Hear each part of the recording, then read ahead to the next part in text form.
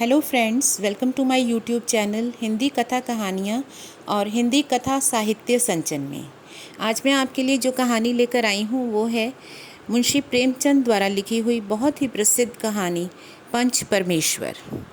जुम्मन शेख और अलगू चौधरी में गाढ़ी मित्रता थी। सांझे में खेती होती थी, कुछ लेन देन में भी साझा था। एक को दूसरे पर अटल विश्वास था। जुम्मन जब हज करने गए थे तब अपना घर अलगू को सौंप गए थे और अलगू जब कभी बाहर जाते तो जुम्मन पर अपना घर छोड़ देते थे। उनमें न खाने पीने का व्यवहार था, न धर्म का नाता, केवल विचार मिलते थे। मित्रता का मूल मंत्र भी यही है। इस मित्रता का जन्म उसी समय हुआ जब दोनों मित्र बालक ही थे।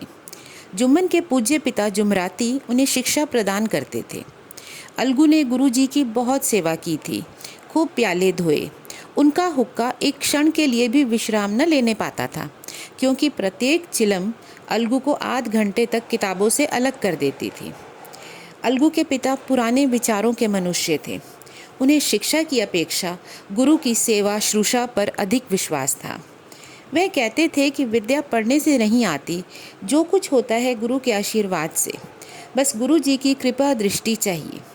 अतएव यदि अलगू पर जुमराती शेख के आशीर्वाद अथवा सत्संग का कुछ फल ना हुआ तो यह मानकर संतोष कर लेना कि विद्योपार्जन में मैंने यथाशक्ति कोई बात उठा नहीं रखी। विद्या उसके भाग्य में ही नहीं थी तो कैसे आती। मगर जुमराती शेख स्वयं आशीर्वाद के कायल ना थे।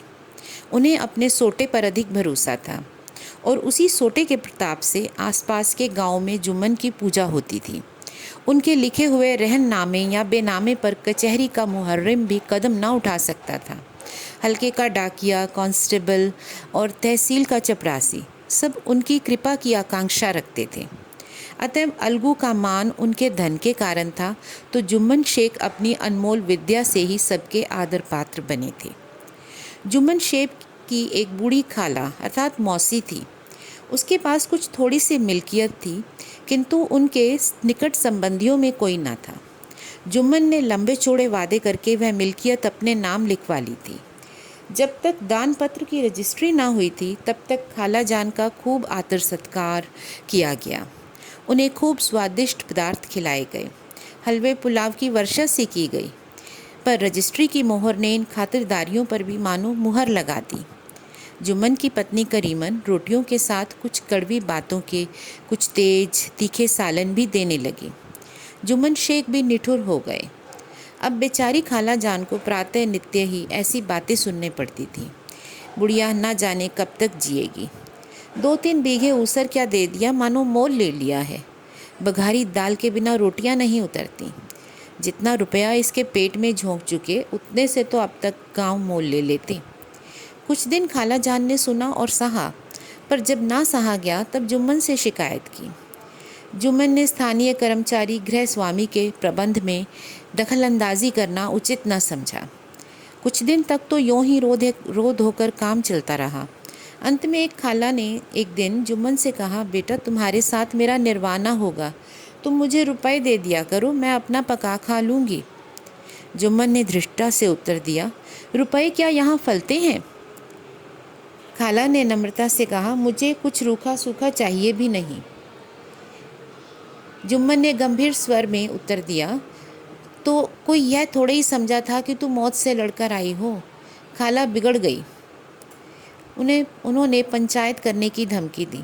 जुम्मन हंसे, जिस तरह कोई शिकारी हिरन को जाली की तरफ जाते देख मन ही मन हंसता है। वह बोले, हाँ हाँ ज़रूर पंचायत करो, फैसला हो जाएगा। मुझे भी यह रात दिन की खटखट पसंद नहीं। पंचायत में किसकी जीत होगी, इस विषय में जुम्मन को कुछ भी संदेह न था। आसपास के गांव में ऐसा कौन था जो उनके अनुग्रहों का ऋणी ना हो? ऐसा कौन था जो उनको शत्रु बनाने का साहस कर सके? किसमें इतना बल था जो उसका सामना कर सके? आसमान के फरिश्ते तो पंचायत करने आवेंगे नहीं। इसके बाद कई दिन तक बूढ़ी खाला हाथ में एक लकड़ी लिए आसपास के गाँव में दौड़ती रही। कमर झुककर कमान हो गई थी। एक एक पग चलना दूभर था, मगर अब बात आन पर आ पड़ी थी। उसका निर्णय करना ज़रूरी था। बिरला ही कोई आदमी होगा जिसके सामने बुढ़िया ने दुख के आंसू ना बहाए हों। किसी ने तो यूं ही ऊपरी मन से हूँ हाँ करके टाल दिया और किसी ने अन्याय पर ज़माने को गालियाँ दी। कहा कब्र में पाँव लटके हुए हैं, आज मरे कल दूसरा दिन, पर हवस नहीं मानती। अब तुम्हें क्या चाहिए? रोटी खाओ और अल्लाह का नाम लो। तुम्हें अब खेती बाड़ी से क्या काम है? कुछ ऐसे सज्जन भी थे जिन्हें हास्य रस का रसास्वादन का अच्छा अवसर मिला। झुकी हुई कमर, पोपला मुंह, सनके से बाल, इतनी सामग्री एकत्र हो तो हंसी क्यों ना आवे। ऐसे न्याय प्रिय, दयालु, दीन वत्सल पुरुष बहुत कम थे जिन्होंने इस अबला के दुखड़े को गौर से सुना हो और सांत्वना दी हो। चारों ओर से घूम घाम कर बेचारी अलगू चौधरी के पास आई, लाठी पटक दी और दम लेकर बोली, बेटा तुम भी दम भर के लिए मेरी पंचायत में चले आना। अलगू ने कहा, मुझे बुलाकर क्या करोगी? कई गांव के आदमी तो आवेंगे ही। खाला ने जवाब दिया, अपनी विपदा तो सबके आगे रुआई, अब आने ना आने का अख्तियार उनको है। फिर अलगू ने कहा, यूँ आने को तो आ जाऊंगा मगर पंचायत में मुंह न खोलूँगा। खाला ने कहा, क्यों बेटा? अलगू ने कहा, अब इसका क्या जवाब दूँ? अपनी खुशी। जुम्मन मेरा पुराना मित्र है, उससे बिगाड़ नहीं कर सकता। फिर खाला ने कहा, बेटा बिगाड़ के डर से ईमान की बात ना कहोगे? अपने सोए हुए धर्म ज्ञान की सारी संपत्ति लुट जाए तो इसे खबर नहीं होती, लेकिन ललकार सुनकर वह सचेत हो जाता है, फिर उसे कोई जीत नहीं सकता। अलगू इस सवाल का कोई उत्तर न दे सका। उसके हृदय में ये शब्द गूंज रहे थे, क्या बिगाड़ के डर से ईमान की बात ना कहोगे? संध्या समय एक पेड़ के नीचे पंचायत बैठी। शेख जुम्मन ने पहले ही फर्श बिछा रखा था। उन्होंने पान, इलायची, हुक्के, तंबाकू आदि का प्रबंध भी किया था। हाँ, अलबत्ता वह स्वयं अलगू चौधरी से जरा दूर बैठे। जब पंचायत में कोई आ जाता है तब दबे हुए सलाम से उसका स्वागत करते थे। जब सूर्य अस्त हो गया और चिड़ियों की कलरव युक्त पंचायत पेड़ों पर बैठी, तब यहाँ भी पंचायत शुरू हुई। फर्श की एक एक उंगल ज़मीन भर गई, पर अधिकांश दर्शक ही थे। निमंत्रित महाशयों में से केवल वे ही लोग पधारे थे जिन्हें जुम्मन ने अपनी कुछ कसर निकालनी थी। एक कोने में आग सुलग रही थी। नाई ताबड़तोड़ चिलम भर रहा था। यह निर्णय करना असंभव था कि सुलगे हुए उपलों से अधिक धुआं निकलता है या चिलम के दमों से। लड़के इधर उधर दौड़ रहे थे, कोई आपस में गाली गलौज करते और रोते थे। चारों ओर कोलाहल मच रहा था। गांव के कुत्ते इस जमाव को भोज समझकर झुंड के झुंड जमा हो गए। पंच बैठ गए तो बूढ़ी खाला ने उनसे विनती की, पंचों, आज 3 साल हुए मैंने अपनी सारी जायदाद अपने भांजे जुम्मन के नाम लिख दी थी। इसे आप लोग जानते ही होंगे। जुम्मन ने ताहयात रोटी कपड़ा देना कबूल किया। साल भर तो मैंने इसके साथ रोध होकर काटा, पर अब रात दिन का रोना नहीं सहा जाता। मुझे ना पेट की रोटी मिलती है न तन का कपड़ा। बेकस बेवा हूँ, कचहरी दरबार नहीं कर सकती। तुम्हारे सिवा और किसको अपना दुख सुनाऊं? तुम लोग जो राह निकाल दो उसी राह पर चलो। अगर मुझ में कोई ऐब देखो तो मेरे मुंह पर थप्पड़ मारो। जुम्मन में बुराई देखो तो उसे समझाओ क्यों वह एक बेकस की आह लेता है। मैं पंचों का हुक्म सिर माथे मनाऊंगी।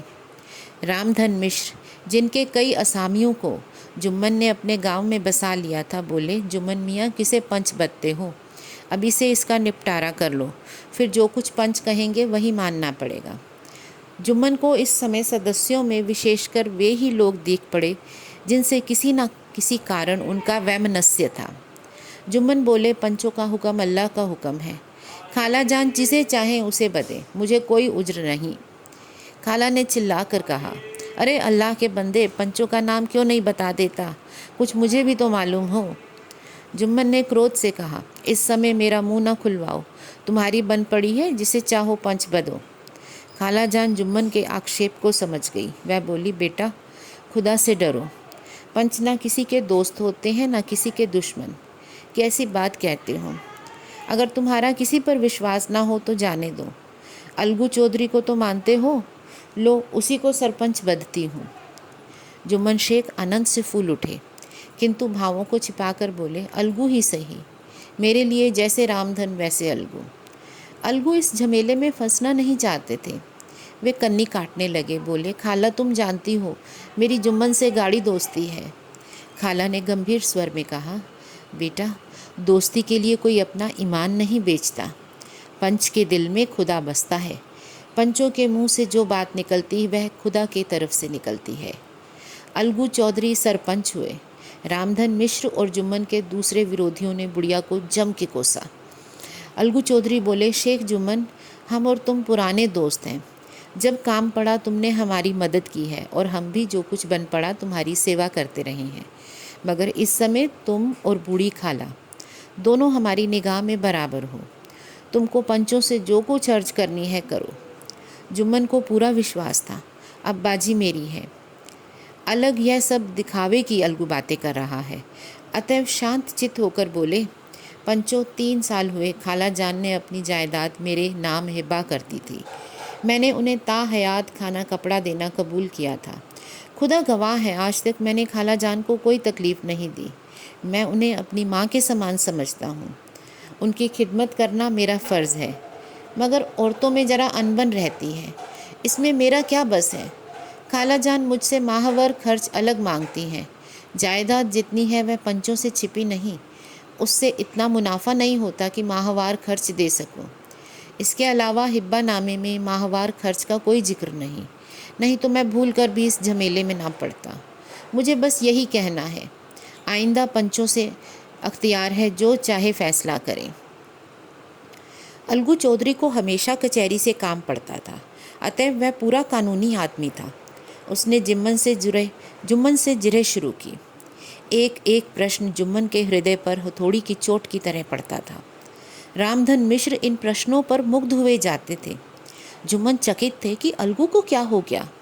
अभी तो यह अलगू मेरे पास बैठा हुआ कैसी कैसी बातें कर रहा था, इतनी ही देर में ऐसी काया पलट हो गई कि मेरी जड़ें खोदने पर तुला हुआ है। ना मालूम कब की कसर यह निकाल रहा है। क्या इतने दिनों की दोस्ती कुछ भी काम ना आवेगी। जुम्मन शेख तो इसी संकल्प विकल्प में पड़े हुए थे कि इतने में अलगू ने फैसला सुनाया। जुम्मन शेख, पंचों ने इस मामले पर विचार किया। उन्हें यह नीति संगत मालूम होता है कि खाला जान को माहवार खर्च दिया जाए। हमारा विचार है कि खाला की जायदाद से इतना मुनाफा अवश्य होता है कि उन्हें माहवार खर्च दिया जाए। बस यही हमारा फैसला है। अगर जुम्मन को खर्च देना मंजूर ना हो तो हिब्बानामा रद्द किया जाए। यह फैसला सुनते ही जुम्मन सन्नाटे में आ गए। जो अपना मित्र हो वह शत्रु सा व्यवहार करे और गले पर छुरी फिरे। ऐसे समय में हेर फेर के सिवा और क्या कहें। जिस पर पूरा भरोसा था उसने समय रहने पर धोखा दिया। ऐसे ही अवसरों पर झूठे सच्चे मित्रों की परीक्षा की जाती है। यही कलयुग की दोस्ती है। अगर लोग ऐसे कपटी धोखेबाज न होते तो देश में आपत्तियों का प्रकोप न होता। यह हैजा, प्लेग आदि व्याधियाँ दुष्कर्मों का ही दंड है। मगर रामधन मिश्र और अन्य पंच अलगू चौधरी की इस नीति परायणता की प्रशंसा जी खोल कर रहे थे। वे कह रहे थे, इसका नाम पंचायत है। दूध का दूध और पानी का पानी कर दिया। दोस्ती दोस्ती की जगह है, किंतु धर्म का पालन करना मुख्य है। ऐसे ही सत्यवादियों के बल पर पृथ्वी ठहरी है, नहीं तो कब की रसातल को चली जाती। ऐसे फैसले ने अलगू और जुम्मन की दोस्ती की जड़ हिला दी। अब वे साथ साथ बातें करते नहीं दिखाई देते। इतना पुराना मित्रता रूपी वृक्ष सत्य का एक झोंका भी न सह सका। सचमुच वह बालू की ही ज़मीन पर खड़ा था। उनमें अब शिष्टाचार का अधिक व्यवहार होने लगा। एक दूसरे की आवभगत ज़्यादा करने लगे। वे मिलते जुलते थे, मगर उसी तरह जैसे तलवार से ढाल मिलती है। जुम्मन के चित्त में मित्र की कुटिलता आठों पहर खटका रहती थी। उसे हर घड़ी यही चिंता रहती थी, किसी तरह बदला लेने का अवसर मिले। अच्छे कामों की सिद्धि में भले देर लग जाए, पर बुरे कामों की सिद्धि में यह देर नहीं होती। जुम्मन को भी बदला लेने का अवसर जल्दी ही मिला। पिछले साल अलगू चौधरी बटेसर से बैलों की एक अच्छी गोई मोल लाए थे। बैल पचाही जाति के सुंदर बड़े बड़े सींगों वाले थे। महीनों तक आसपास के गांव के लोग दर्शन करते रहे। दैव योग से जुम्मन की पंचायत के 1 महीने के बाद इस जोड़ी का एक बैल मर गया। जुम्मन ने दोस्तों से कहा, यह दगाबाजी की सज़ा है। इंसान सब्र भले ही कर जाए, पर खुदा नेक बद सब देखता है। अलगू को संदेह हुआ कि जुम्मन ने बैल को विष दिला दिया है। चौधराइन ने भी जुम्मन पर ही इस दुर्घटना का दोषारोपण किया। उसने कहा, जुम्मन ने ही कुछ करकरा दिया है। चौधराइन और करीमन में इस विषय पर एक दिन खूब ही वाद विवाद हुआ। दोनों देवियों ने शब्द बाहुल्य की नदी बहा दी। व्यंग्य, व्यक्तोत्वी, अन्योक्ति और उपमा आदि अलंकारों में बातें हुई। जुम्मन ने किसी तरह शांति स्थापित की। उन्होंने अपनी पत्नी को डांट डपट कर समझा दिया। वह उसे रणभूमि से हटाकर ले भी गए। उधर अलगू चौधरी ने समझाने बुझाने का कार्य अपने तर्कपूर्ण सोंटे से किया। पर अब अकेला बैल किस काम का? इसका जोड़ बहुत ढूंढा गया पर ना मिला। अतः यह सलाह ठहरी कि इसे बेच दिया जाए। गांव में एक समझू साहू थे। वे इक्का गाड़ी हाँकते थे। गांव से गुड़ घी लाद कर मंडी ले जाते, मंडी से तेल नमक भर लाते और गांव में बेचते। इस बैल पर उनका मन लहराया। उन्होंने सोचा यह बैल हाथ लगे तो दिन भर में बेखटके 3 खेप हो। आजकल तो एक ही खेप में लाले पड़े रहते हैं। बैल देखा, गाड़ी में दौड़ाया, बाल भौरी की पहचान कराई, मोल तोल किया और उसे लाकर द्वार पर बांध भी दिया। 1 महीने में दाम चुकाने का वादा ठहरा। चौधरी को भी गरज थी, घाटे की परवाह न की। समझू साहू ने नया बैल पाया तो लगे उसे रगेड़ने। वह दिन में 3-3, 4-4 खेपे करने लगे। न चारे की फिक्र की न पानी की, बस खेपों से काम था। मंडी ले गए, वहाँ कुछ रूखा सूखा सामने डाल दिया। बेचारा जानवर अभी दम भी न लेने पाता था कि फिर जोत दिया। अलगू चौधरी के घर में तो चैन की बंशी बजती थी। बैलराम छठे छबाही कहीं बहली में जोते जाते थे। खूब उछलते कूदते और कोसों तक दौड़ते जाते थे। वहाँ बैलराम का रातिब था। साफ पानी, दली हुई अरहर की दाल, भूसे के साथ खली और यही नहीं, कभी कभी तो घी का स्वाद भी चखने को मिल जाता था। शाम सवेरे एक आदमी खरहरे करता, पहुँचता और सहलाता था। कहाँ वह सुख चैन और कहाँ यह 8 पहर की खपत। महीने भर में वह पिस सा गया। इक्के का जुआ देखते ही उसका लहू सूख जाता था। एक एक पग चलना दूभर था। हड्डियाँ निकल आई थी, पर था वह पानीदार, मार की बर्दाश्त न थी। एक दिन चौथी कैब में साधु सिंह ने दूना बोझ लादा। दिन भर का थका जानवर पैर ना उठते थे, पर साहू जी कोड़े फटकारने लगे।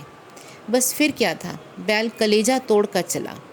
कुछ दूर दौड़ा और चाहा कि जरा दम ले लूं, पर साहू जी को जल्द पहुंचने की फिक्र थी।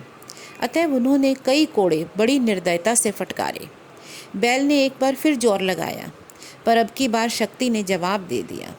वह धरती पर गिर गया और ऐसा गिरा कि फिर उठ ना सका। साहू जी ने बहुत पीटा, टांग पकड़कर खींचा, नथनों में लकड़ी ठूस दी, पर कहीं मृतक भी उठ सकता है। तब साहू जी को कुछ शक हुआ। उन्होंने बैल को गौर से देखा, खोलकर अलग किया और सोचने लगे। बहुत चीखे चिल्लाए कि गाड़ी कैसे घर पहुँचे। पर देहात का रास्ता बच्चों की आंख की तरह सांझ होते ही बंद हो जाता है। कोई नज़र ना आया, आसपास कोई गांव भी न था। मारे क्रोध के उन्होंने मरे हुए बैल पर और दुर्रे लगाए और कोसने लगे, अब भागे, तुझे मरना ही था तो घर पहुंचकर मरता। ससुरा बीच रास्ते में ही मर गया, अब गाड़ी कौन खींचे। इस तरह साहू जी खूब जले भुने।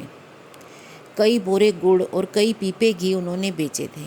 अतएव 200-250 रुपये कमर में बंधे थे। इसके सिवा गाड़ी पर कई बोरे नमक था, अतः छोड़कर जा भी नहीं सकते थे। लाचार बेचारे गाड़ी पर ही लेट गए। वहीं रत जगह करने की ठानी। चिलम पी, गाया, कुछ हुक्का पिया। इस तरह साह जी आधी रात तक नींद को बहलाते रहे। अपनी जान में तो वह जागते ही रहे, पर पों फटते ही जो नींद टूटी और कमर पर हाथ रखा तो थैली गायब। घबरा कर इधर उधर देखा तो कोई कनस्तर तेल भी नदारद था। अफसोस में बेचारे ने सिर पीट लिया और पछाड़ खाने लगे। प्रातःकाल रोते बिलखते घर पहुँचे। सहुराइन ने जब सारी बात सुनी तो पहले तो बहुत रोई, फिर अलगू चौधरी को गालियाँ देने लगी। निगोड़े ने ऐसी कुलच्छनी बैल दिया, जन्म भर की कमाई लुट गई। इस घटना को कई महीने बीत गए। अलगू जब अपने बैल का दाम मांगते तो साहू सहुआइन बड़े ही झल्लाए हुए कुत्ते की तरह चढ़ बैठते और अंड बंड बकने लगते। वाह, यहाँ तो सारे जन्म की कमाई लुट गई और सत्यानाश हो गया। इन्हें दामों की पड़ी है। मुर्दा बैल दिया था, उस पर दाम मांगने चले हैं। आंखों में धूल झोंक दी। सत्यानाशी बैल गले भांग दिया। हमें निरा पोंगा ही समझ लिया है क्या है? हम भी बनिए के बच्चे हैं, ऐसे बुद्धू कहीं और होंगे। पहले जाकर किसी गड्ढे में मुंह धोकर आओ, तब दाम लेना। नाची मानतो तो हमारा बैल खोल कर ले जाओ, महीना भर के बदले 2 महीने जोत लो, और क्या लोगे। चौधरी के अशुभ चिंतकों की कमी न थी। ऐसे अवसरों पर वे भी एकत्र हो जाते और साहू जी के बराने की पुष्टि करते, परंतु 150 रुपये से इस तरह से हाथ धो लेना आसान ना था। एक बार वह भी गर्म हो उठे। साहू जी बिगड़कर लाठी ढूंढने घर चले गए। तब सहुआइन ने मैदान लिया। प्रश्नोत्तर होते होते हाथापाई की नौबत आ गई। सहुआइन ने घर में घुसकर किवाड़ बंद कर लिए। शोरगुल सुनकर गांव के भले मानस घर से निकले। वे परामर्श देने लगे, इस तरह काम न चलेगा, पंचायत कर लो, कुछ तय हो जाए उसे स्वीकार कर लो। साहू जी राजी हो गए। अलगू ने भी हामी भर ली। पंचायत की तैयारियां होने लगी। दोनों पक्षों ने अपने अपने दल बनाने शुरू किए। इसके तीसरे दिन उसी वृक्ष के नीचे पंचायत बैठी। वही संध्या का समय था। खेतों में कौवे पंचायत कर रहे थे। विवादग्रस्त विषय यह था कि मटर की फलियों पर उनका स्वत्व है या नहीं, और जब तक यह प्रश्न हल ना हो जाए तब तक वे रखवाले की पुकार पर अपनी अप्रसन्नता प्रकट करना आवश्यक समझते थे। पेड़ की डालियों पर बैठी शुक मंडली में यह प्रश्न छिड़ा हुआ था कि मनुष्यों को उन्हें बेसुरोबत कहने का क्या अधिकार है, जब उन्हें स्वयं अपने मित्रों से दगा करने में भी संकोच नहीं होता। पंचायत बैठ गई तो रामधन मिश्र ने कहा, अब देरी क्या है, पंचों का चुनाव हो जाना चाहिए। बोलो चौधरी, किस किस को पंच बदते हो। अलगू ने दीन भाव से कहा, समझू साधु ही चुन लें। समझू खड़े हुए और कड़क कर बोले, मेरी ओर से जुम्मन शेख। जुम्मन का नाम सुनते ही अलगू चौधरी का क्रेता कलेजा धक धक करने लगा, मानो किसी ने अचानक थप्पड़ मार दिया हो। रामधन अलगू के मित्र थे। वह बात को ताड़ गए। पूछा, क्यों चौधरी, तुम्हें कोई उज्र तो नहीं। चौधरी ने निराश होकर कहा, नहीं, मुझे क्या उज्र होगा। अपने उत्तरदायित्व का ज्ञान बहुधा हमारे संकुचित विचारों का सुधारक होता है। जब हम राह भूलकर भटकने लगते हैं तब यही ज्ञान हमारा विश्वसनीय पथ प्रदर्शक बन जाता है। पत्र संपादक अपनी शांति कुटी में बैठा हुआ कितनी धृष्टता और स्वतंत्रता के साथ अपनी प्रबल लेखनी से मंत्रिमंडल पर आक्रमण करता है, परंतु ऐसे अवसर आते हैं जब वह स्वयं मंत्रिमंडल में सम्मिलित होता है। मंडल के भवन में पग धरते ही उसकी लेखनी कितनी मर्मज, कितनी विचारशील, कितनी न्यायपरायण हो जाती है। इसका कारण उत्तरदायित्व का ज्ञान है। नवयुवक युवावस्था में कितना उद्यम रहता है। माता पिता उसकी ओर से कितने चिंतित रहते हैं। वे उसे कुल कलंक समझते हैं, परंतु थोड़े ही समय में परिवार का बोझ सिर पर पड़ते ही वह अव्यवस्थित चित्त उन्मत्त युवक कितना धैर्यशील, कितना शांत चित्त हो जाता है। यह भी उत्तरदायित्व के ज्ञान का फल है। जुम्मन शेख के मन में भी सरपंच का उच्च स्थान ग्रहण करते ही अपनी जिम्मेदारी का भाव पैदा हुआ। उसने सोचा, मैं इस वक्त न्याय और धर्म के सर्वोच्च आसन पर बैठा हूँ। मेरे मुंह से इस समय जो कुछ निकलेगा वह देववाणी के सदृश है, और देववाणी में मेरे मनोविकारों का कदापि समावेश न होना चाहिए। मुझे सत्य से ज्यों भर भी टलना उचित नहीं। पंचों ने दोनों पक्षों से सवाल जवाब करने शुरू किए।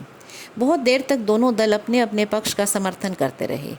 इस विषय में तो सब सहमत थे कि अलगू को बैल का मूल्य मिलना चाहिए, परंतु समझू महाशय इस कारण रियायत चाहते थे कि बैल के मर जाने से हानि हुई है।